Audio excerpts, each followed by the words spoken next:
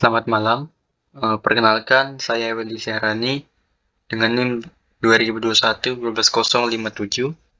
Di sini saya akan mereview materi video yang sudah diberikan sebelumnya. Judul materi yang akan saya review adalah Create and Comparing Alternative. Jadi, apa itu Create and Comparing Alternative? Create and Comparing Alternative atau membuat dan membandingkan alternatif adalah keterampilan yang penting untuk pengambilan keputusan yang efektif. Kita akan membahas langkah-langkah yang terlibat dalam membuat daftar alternatif, mengevaluasi alternatif, dan memilih alternatif terbaik. Nah, jadi apa itu alternatif? Alternatif adalah pilihan yang berbeda yang tersedia untuk kita. Saat membuat keputusan, penting untuk mempertimbangkan semua alternatif yang kita miliki. Ini akan membantu kita dalam membuat keputusan terbaik untuk situasi yang kita alami. Misalnya, jika kita memutuskan untuk pergi berlibur kemana. Nah, kita memiliki alternatif yang yaitu pergi ke pantai, pergi ke pegunungan, atau tinggal di rumah saja. Nah, setelah kita mempertimbangkan semua alternatif yang kita punya, kita dapat memilih alternatif terbaik untuk kita ambil. Kemudian, cara membuat daftar alternatif. Salah satu cara membuat daftar alternatif adalah dengan cara brainstorming, yaitu menulis setiap ide atau gagasan yang muncul di benak kita atau di pikiran kita. Kemudian, cara lain untuk membuat daftar alternatif adalah dengan meminta saran atau masukan dari orang lain, misalnya dari keluarga, teman, atau saudara. Tanyakan kepada mereka kira-kira alternatif mana yang baik untuk kita ambil. Kemudian, setelah kita membuat daftar alternatif, kita harus mengevaluasi alternatif tersebut. Nah, kita perlu mengevaluasi dan mempertimbangkan alternatif yang kita miliki. Pertimbangkan faktor-faktor seperti biaya, manfaat, risiko, dan waktu. Kita juga harus mempertimbangkan tujuan dan nilai dari alternatif itu sendiri. Misalnya, jika kita memutuskan harus pergi berlibur kemana, kita harus pertimbangkan faktor-faktor seperti biaya, perjalanan, kemudian aktivitas yang tersedia, dan cuaca. Kita juga perlu mempertimbangkan apakah kita lebih suka bersantai atau berlibur, atau hanya berdiam di rumah. Nah, setelah kita mengevaluasi alternatif, kita harus memilih alternatif mana yang terbaik. Ini mungkin keputusan yang sulit, tetapi penting untuk memilih alternatif yang paling sesuai dengan kebutuhan dan keinginan kita. Jika kita tidak yakin tentang alternatif yang terbaik, kita selalu meminta pendapat atau saran dari orang lain. Misalnya, jika kita memutuskan kemana harus berlibur, kita mungkin memutuskan bahwa pantai adalah pilihan terbaik untuk kita. Ini karena kita menyukai cuaca yang hangat dan banyak aktivitas yang tersedia di pantai. Namun, jika kita tidak yakin, kita dapat meminta rekomendasi dari teman atau keluarga yang pernah berlibur ke pantai. Seperti itu. Nah, dalam membuat dan membandingkan alternatif, ada yang namanya functional fixation, yaitu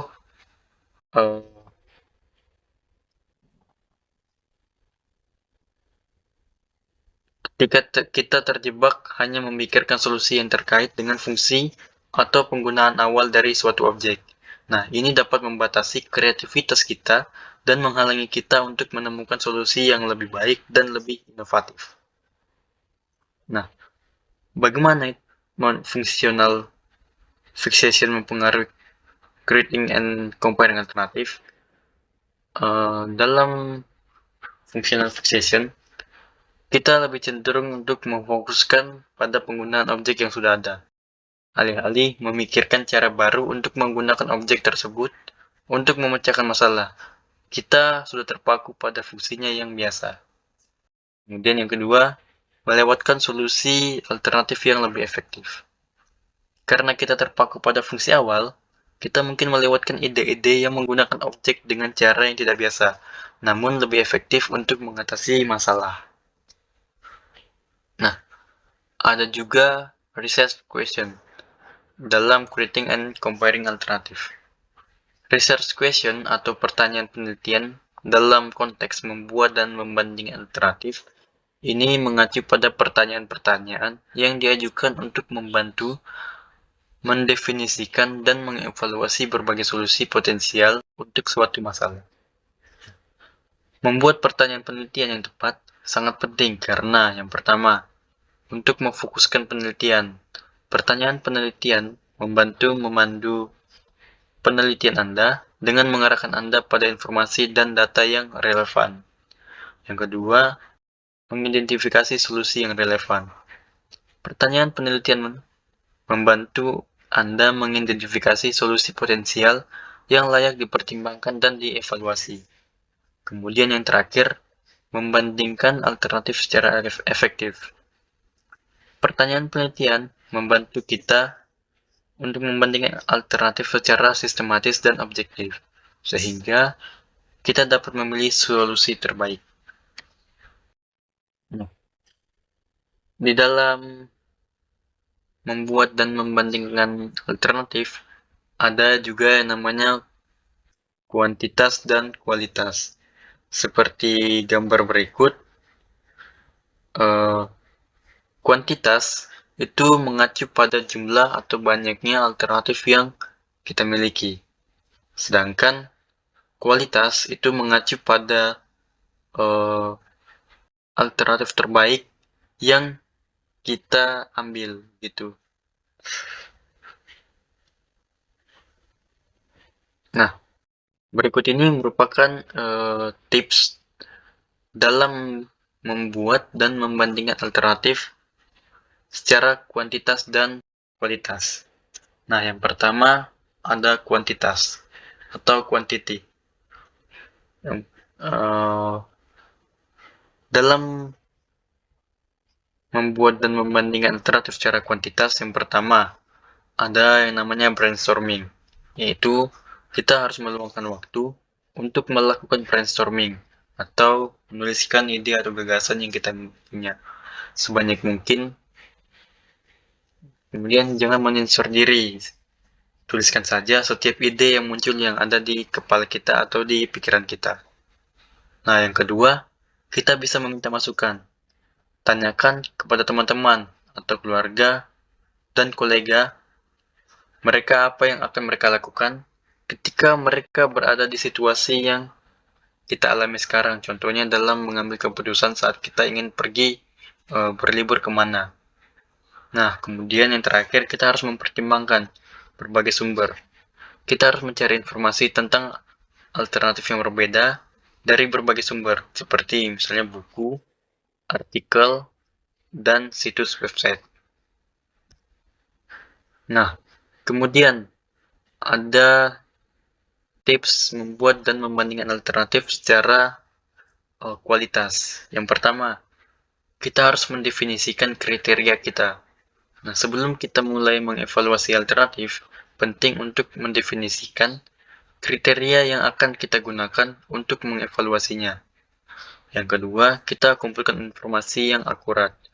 Kumpulkan informasi sebanyak mungkin tentang setiap alternatif. Nah, yang terakhir, pertimbangkan pro dan kontra. Untuk setiap alternatif, pertimbangkan dan pro dan kontranya. Ini akan membantu kita dalam mengidentifikasi kekuatan dan kelemahan dari setiap alternatif yang kita miliki.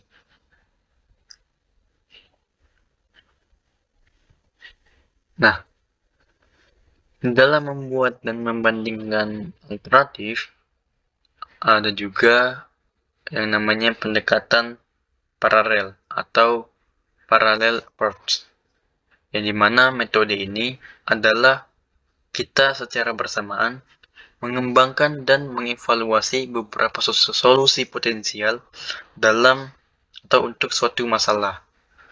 Nah, ada manfaat-manfaat dari parallel approach atau pendekatan secara paralel.